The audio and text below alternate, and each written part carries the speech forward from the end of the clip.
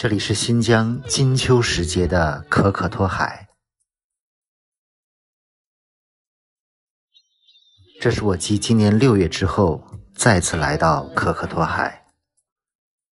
可可托海不是海，在哈萨克语中，可可托海是绿色的丛林，而在蒙古语中，可可托海是蓝色的河湾。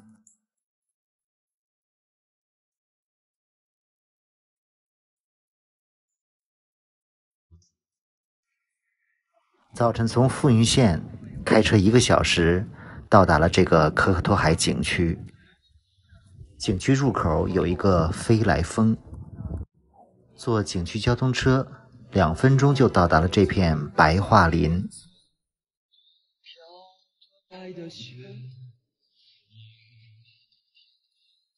这个可可托海的额尔齐斯大峡谷长约70公里，峡谷里有一条与众不同的河——额尔齐斯河。这条河也是我国唯一一条最后注入北冰洋的河流。可可托海最好的观赏季节是每年的9月底10月初，因为峡谷里生长着白桦树、青松和云杉，所以秋天非常美。现在继续坐景区的交通车。这就是夫妻树，途经一个网红树，名叫夫妻树。在很多可可托海的照片里可以看到这2棵树。现在响起的音乐是可可托海的牧羊人。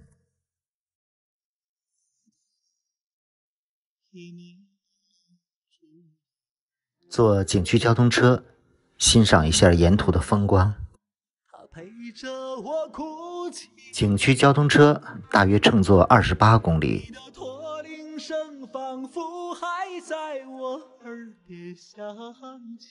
现在已经满眼秋色了。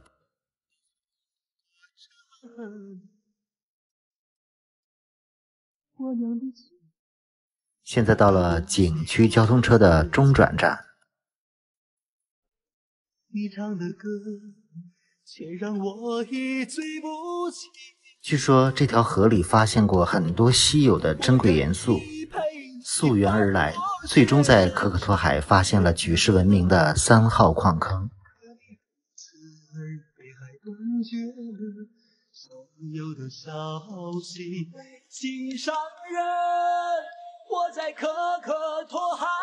从这个停车点往前徒步1-2公里，可以欣赏一个神中山，就是前面看到的这个巨石。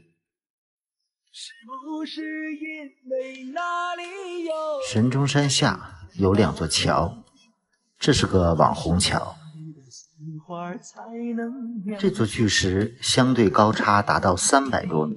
毡房外悠悠驼铃声声响起，我知道因为形似一座钟，所以被形象地称为神中山。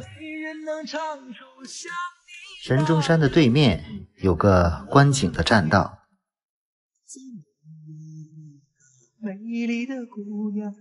栈道上有观景台，可以更清楚地看到神中山。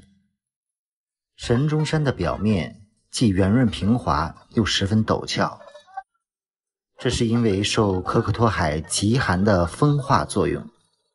曾有记录，这里最低温度是零下60度，是中国的第2寒极。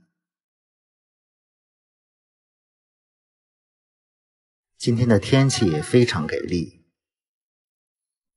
白桦树在阳光的映衬下金灿灿的。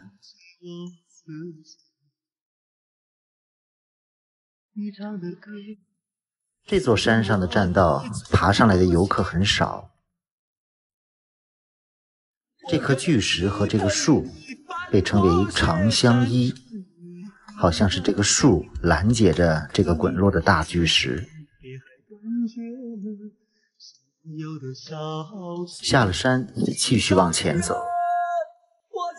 可可托海是5A 级景区，这里不仅是一条峡谷，而且是世界罕见的奇迹。这里的花岗岩都是距今2亿多年前的。现在秋色正好，峡谷里美极了。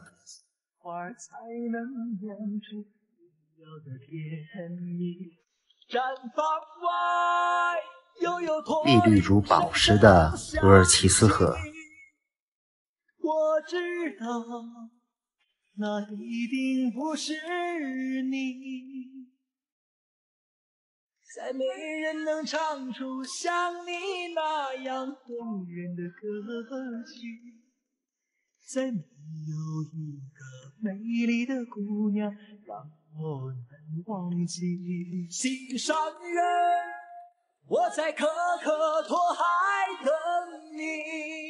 这段河湾非常美。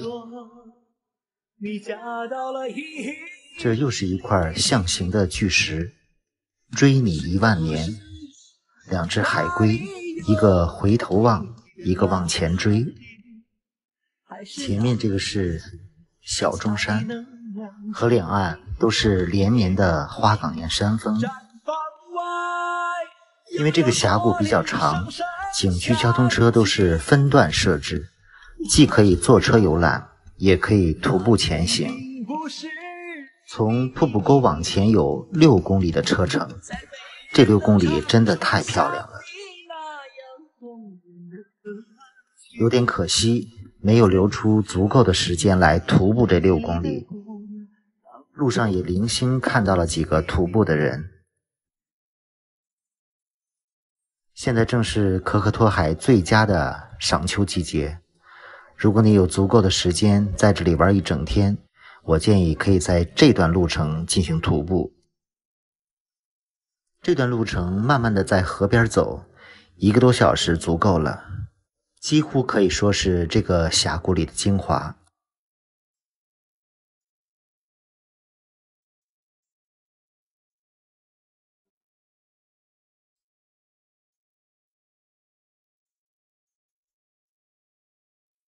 据说以前这座峡谷里还能遇到转场的牧羊人。车开了将近10分钟，前面又可以继续徒步了。这边的峡谷里有更多的巨石，这个像神鹰，这个是人头马面。这块黑色的巨石像泰坦尼克号。感觉今天是整个北疆赏秋之旅天气最好的一天。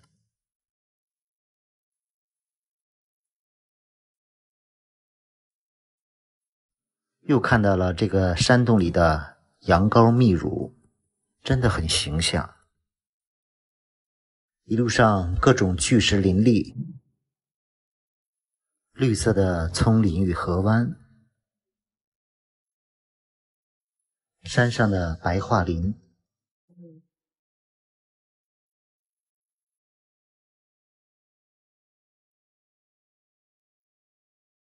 好一幅美丽的秋色画卷。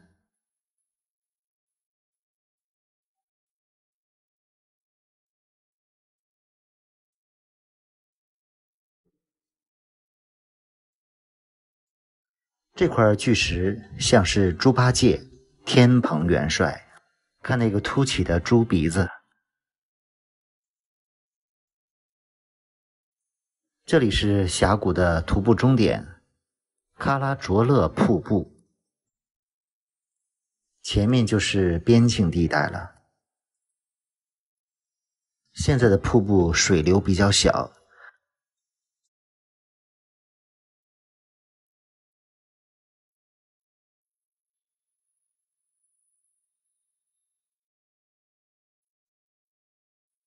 有不少人下到了河边儿。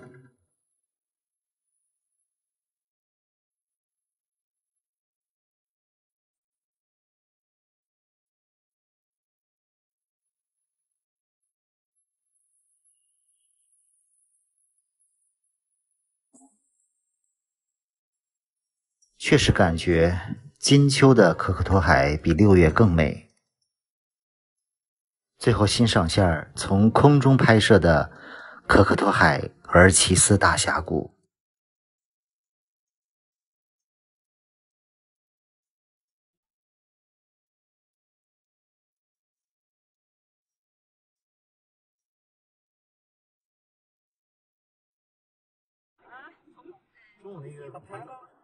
今天离开了禾木村，原计划还想去白哈巴村，不过真的感觉有点审美疲劳了。我们决定提前前往可可托海。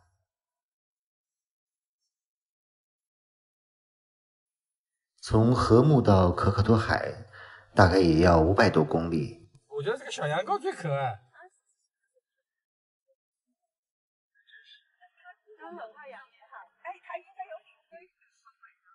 哦，高速。一路上也遇到一些特别的风景。这个晚霞中间露出一柱红光。晚上住在了富蕴县。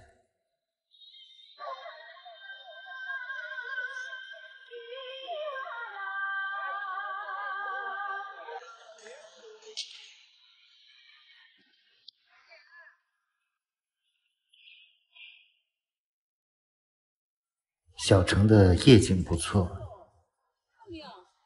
这就是额尔齐斯河。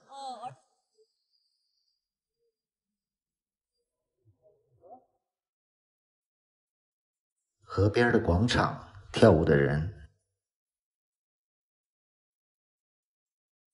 现在是晚上10点，不过这里的夜市非常的冷清。本来大家还想在这儿吃点烧烤，一看都没人就走了。第二天早晨，我们前往可可托海，途中经过了可可苏里。这个可可苏里的意思就是蓝色的湖，门票28元。其实这个可可苏里也是可可托海大景区里的一部分。作为5A 级的可可托海景区，其实包含了5个景区。绝大部分人去的可可托海景区其实是额尔齐斯大峡谷景区，而可可托海的其他几个景区很多人都没有去过，包括这个可可苏里。这个季节湖边的草花都没了，有点凄凉的感觉。这里更像一个受保护的湿地。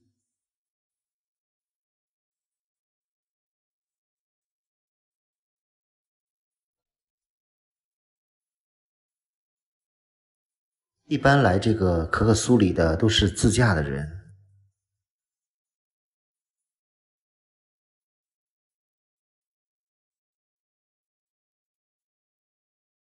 整个景区的面积不算很大，围着湖边转1个小时足够了。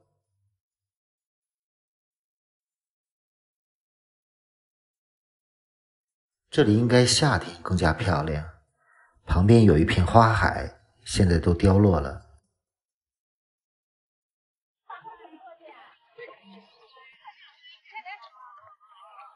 有些游客在湖边拍照，拍倒影。加油加啊！往前去啊！远处还能看到雪山。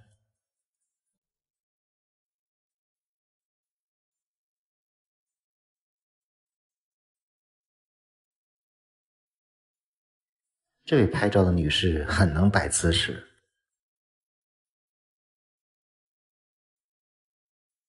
湖面上还有座浮桥。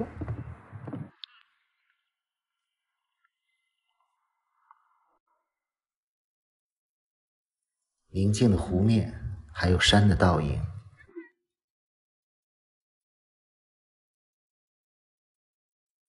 从空中看一看这个可可苏里。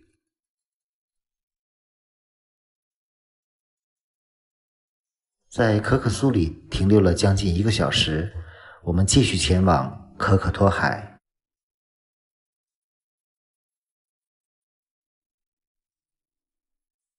前面这个是可可托海隧道。功勋矿山雪域之旅。前面到达了可可托海的3号坑，这里也是国家地质公园。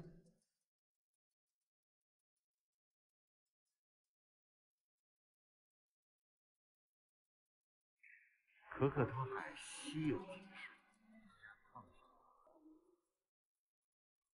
这里的3号坑也是可可托海大景区的一部分。我6月的时候也进去过这个矿坑，也发了一期视频，尤其听导游讲了很多令人感动的事迹。这次我没有进去，同伴用无人机从上面飞了一下这个3号坑，非常大。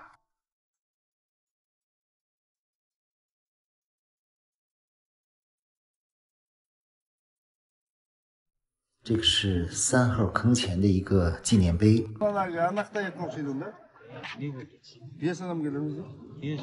门前有很多卖石头的，最贵了吧？这块最贵。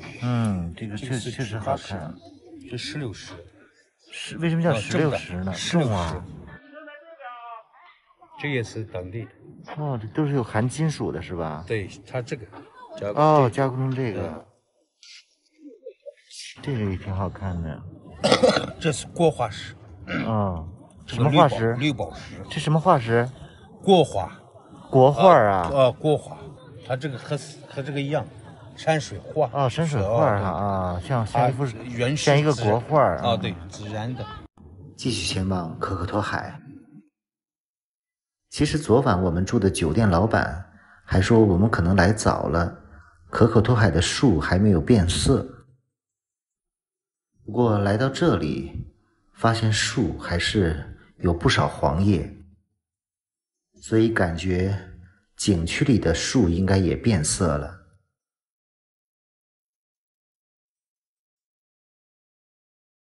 这路边的景色也挺美的，这个也应该是额尔齐斯河吧。看这里的景色多美。我甚至有些迫不及待的想进去可可托海景区了。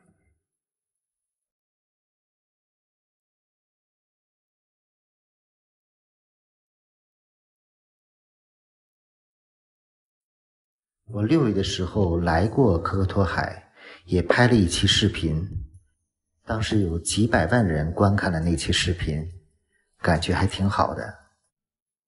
而9月才是可可托海最美的季节，因为拍摄的视频时间较长，将放在下一期给大家播放。先放几个片段，让大家先睹为快。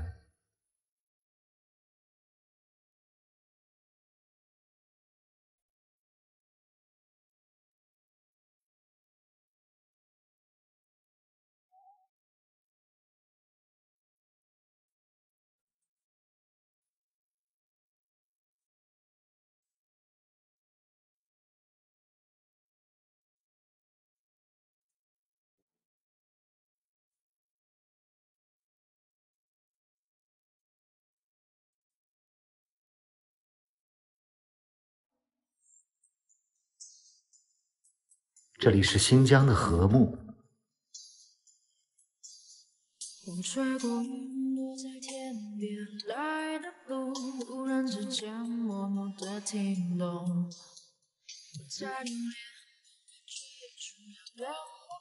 今天徒步去了美丽峰下的美丽村。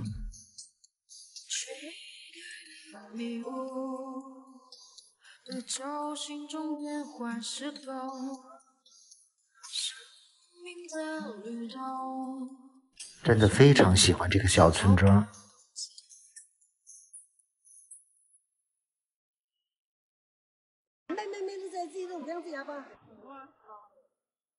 今天计划和几个伙伴一起去徒步禾木的美丽峰。其实在今年6月的时候，我曾徒步过美丽峰，但是没有走到那里的小村庄。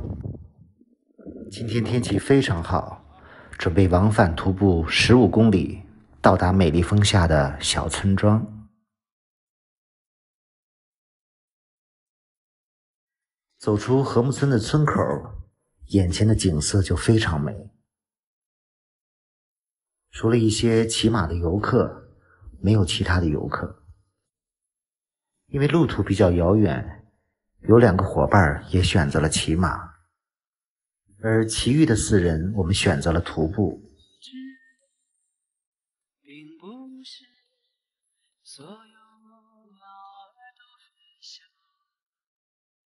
河边的景色非常美，层林尽染。还有些话未曾开发，我害怕看到你独自。这就是我们选择骑马的2位女士。Hello。每次徒步开始的时候，整个人的精神状态都特别好。去美丽峰的这条线没有被开发，所以道路并不好，基本都是马道。和6月相比，感觉路上尘土飞扬。这些是骑马去小美丽峰的，路途比较近。看，很多是这样的小道儿，而走在草甸上就干净多了。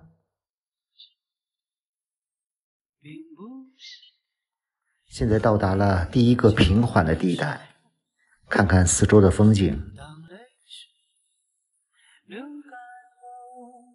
生命还是那么脆弱，多残忍，你和我就像流星滑落。看看今天的蓝天白云，点亮黑夜最美萤火，多想你在我身旁，看命运比我记得6月来这里的时候，遍地都是鲜花，现在都变成了枯草，不过还有远处的彩林不错。往上走是大美丽峰的观景点，有很多骑马的游客也是走这条道。现在到了大美丽峰的马队的终点，突然刮起了一阵龙卷风，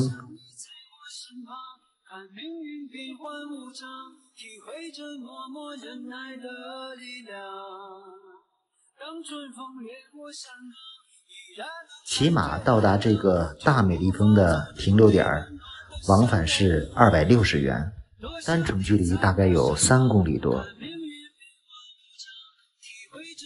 很多马儿都在这里休息吃草。从这里往前就可以看到美丽峰下的美丽村了。继续前行。昨晚下雪了，山顶有积雪。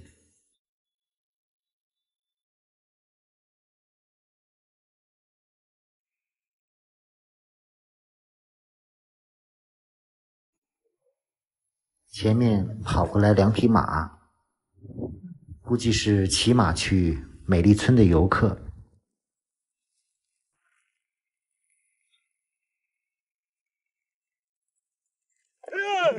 厉害！继续我的徒步之旅。整个徒步的过程，除了我们几个人，再没有看到其他的徒步者。徘徊着的，在路上的，你要走吗 ？Via Via。骑马虽然省力，但是时间并不自由，很难轻松地欣赏这里的美景。那也曾是我的模样。沸腾着的，不安着的，你要去哪里？村子里有好多的奶牛，都在躺着休息。谜样的，沉着的，故事你真的在听吗？我曾经跨过山和大海，也穿过人山人海。我曾经拥有着的一切，转眼都飘散如烟。我曾经失落失望失掉所有方向，直到看见平凡才是唯一的答案。这里只有7、8户人家儿，是一个非常宁静优美的小山村。但你仍然还在幻想，你的明天 via 一个风景如画的地方，像是个世外桃源。对我而言是另一天。我曾经毁了我的一切，只想永远的离开。我曾经堕入黑暗，想挣扎无法自拔。这里的草甸非常辽阔，而山坡上的白桦林又非常漂亮。绝望着，也渴望着，也哭也笑，平凡着。我们在这里的农家喝了酥油茶之后，准备往回返。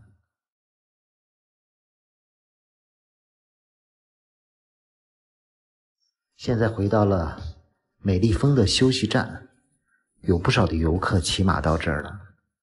但我个人感觉这个美丽峰的观景点远没有村子里漂亮，而如果骑马从这里再到村子，只要加60块钱就可以了。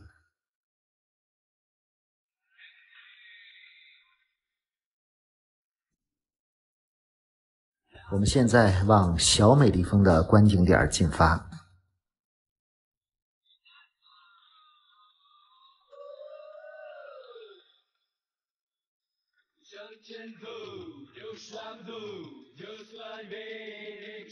前面就看到了小美丽峰的骑马休息站。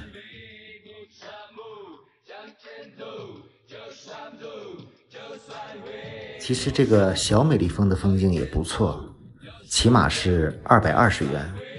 我曾经跨过山和大海，也穿过人山人海。我曾经拥有着的一切，转眼都飘散如烟。我曾经失落失望失掉所有方向。从小美丽峰这里就可以看到远处的禾木村了。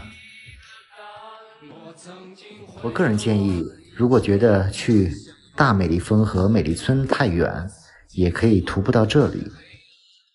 从这里望向对面山上的彩林，非常的壮观。这就是骑马到达小美丽峰的地方。现在准备往回返。我曾经跨过山和大海，也穿过人山人海。我曾经问遍整个世界，从来没得到答案。如果有人问，这里6月和9月到底哪个季节更美？应该说各有千秋吧。6月是绿草茵茵，遍地鲜花，秋天的景色更加辽阔，到处都是彩林。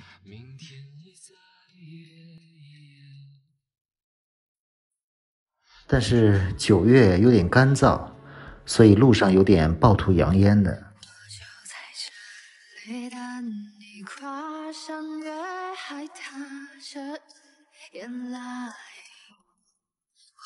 这是离村口不远的禾木河。